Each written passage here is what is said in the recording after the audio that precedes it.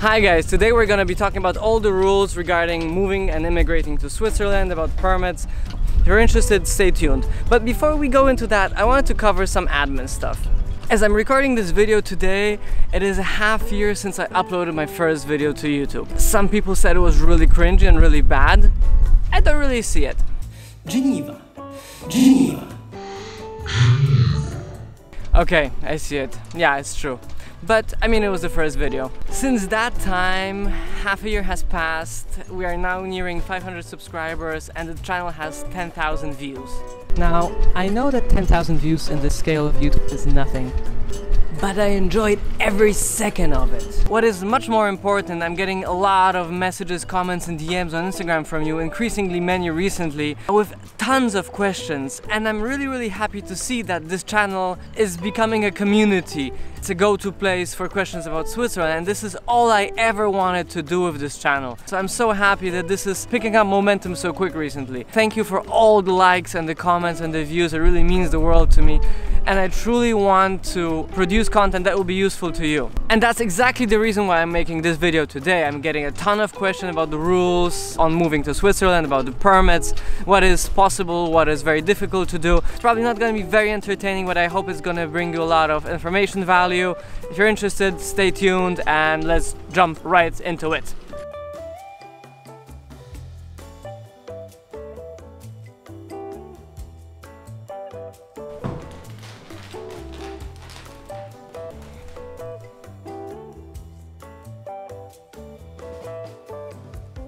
So first, please bear in mind that I'm not an immigration lawyer. I'm not an expert in the field. Second, despite the general rules being the same, of course, all through Switzerland, I think that how your case will develop depends a little bit on the canton in which you are and the analyst or officer that will be dealing with your case. So having those two things in mind, the aim of this video is not to provide legal or immigration advice. What the aim of this video is to give you a general understanding of the rules, be a reference point for you to know where to start, and a repository of useful links to official Swiss websites which will help guide you for the remaining of this process. I thought we could do this Casey Neistat style. Okay, so first things first, although Switzerland is more or less in the geographic center of Europe, it's not really part of the European Union. That's an important point to remember. Although there are many agreements between Switzerland and EU, some regulations with respect to the movement of people are different. Let's start with visas for staying in Switzerland for the short term. If you're traveling to Switzerland or simply visiting and you will be spending less than 90 days within every 180, it's a rolling window, you should consider if you need a visa. If you want to know more on this topic, see the link in the description marked with entry and residence. So how do you know if you need visas for Switzerland? Well, this one should be rather easy. Do you need a visa to visit the Schengen area? If you don't, you are fine, you can enter Switzerland. If not, you will need a Schengen visa. To learn more about this, see the link in the description marked with "Do I require a visa?" Let's talk about moving to Switzerland, whatever your reason might be. Anyone who works during his or her stay in Switzerland or who remains in Switzerland for longer than 3 months, that is 90 days within every 180 days, requires a permit. Residence permits are issued by cantonal immigration offices. So let's talk about studying in Switzerland. If you're coming to Switzerland to study, the process will depend on whether you come from an EU FTA country or not. If you are a resident of those countries, in this case, you won't need a visa. You will only need to register with the local authorities in the town in which you are staying within 14 days of arriving in Switzerland. That's where you will get a residence permit. But you must prove that you can come to Switzerland to study and that you are enrolled in the university program. As for students from non-EU EFTA countries, they must apply for a visa at the Swiss embassy or consulate in their home country. The application must include a few documents, the certificate from the school that you will be attending, proof of payment, a written commitment that you will be leaving Switzerland when finishing the program, and your CV. It is possible that the Swiss authorities will organize a language test. And when staying in Switzerland, you will be staying, from what I know, with a visa D, as long as you study. Switzerland is also one heck of a place to retire. For citizens of the European Union and EFTA countries, the process is actually relatively straightforward to retire in Switzerland. To apply for this type of visa, you must meet certain criteria, such as providing that you have sufficient financial means to live in Switzerland, and you will not at some point become dependent on the welfare of the country. You also must have health and accident insurance. For third country nationals, you must meet a couple of different parameters. So basically getting Swiss residence will be a little bit more difficult, but still possible. In general, non-EU citizens who are older than 55 years can apply for a Swiss residence permit, but applications must be done for a Swiss consulate or embassy in the current country of residence prior to entering. Like EUA nationals, you have to prove that you have financial adequate resources, valid Swiss health and accident insurance, proof that you are no longer pursuing gainful employment, and demonstrate some kind of connection to Switzerland. So for example, family members living here or owning real estate in the country. Each case is a little bit different, so it's dealt with on individual basis, and at the end it's down to the discretion of the cantonal office and your individual circumstances. If you want to know more on this topic, see the link in the description marked with retirement in Switzerland. I guess this is the section that concerns the majority of those watching relocating to Switzerland to work or join your partners who works in Switzerland. So if you are a EU or EFTA citizens and want to work in Switzerland, the procedure is really straightforward. Once you have a work contract, you will get a permit. Often your employer will initiate the process or even guide the entire process for you. It takes some time before you actually get the paper.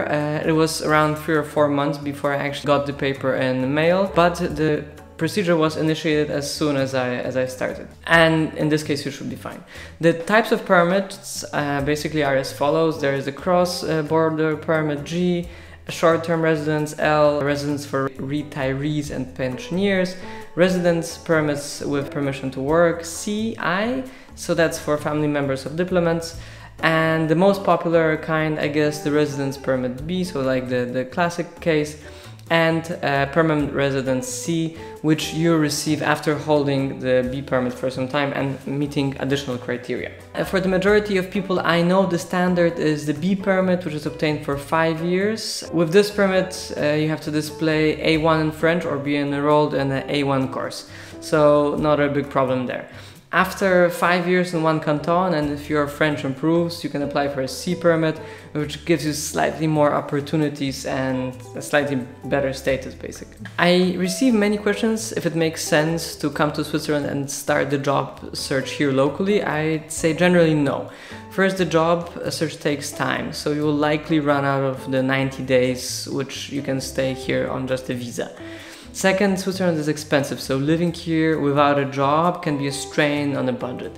Therefore, search for a job remotely. If you need to fly for an interview or to sign a contract, do that, and start your immigration procedure as soon as you have the contract.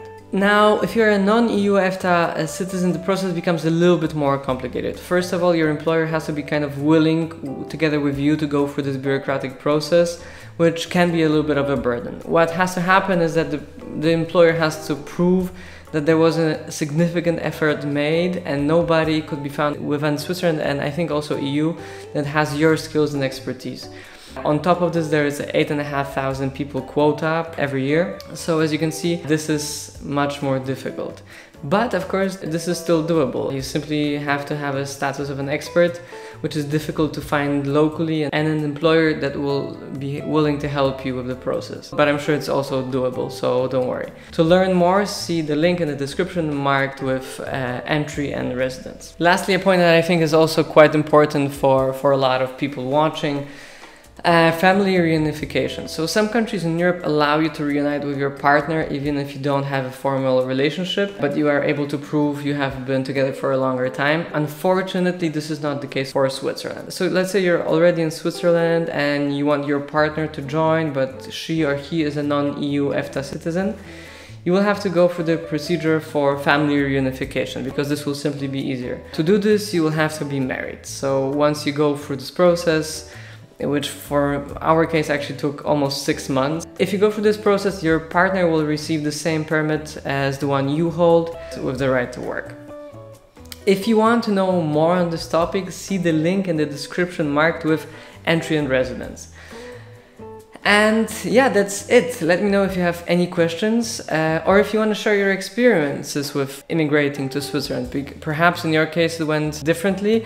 I'm sure we're very interested to hear about it, and I'm sure it's going to be very helpful also for those who are just starting the process. Guys, so that's it for this video. I hope you found a lot of useful information. I hope it will give you a general idea of what the rules for visiting or immigration in Switzerland are. If you have any further questions, please drop a comment. I will try to answer to the best of my abilities. Remember to leave a thumbs up, subscribe, and turn the bell notification so we can keep in touch. I wish you best of luck and success in the process, and see you in the next one. Ciao!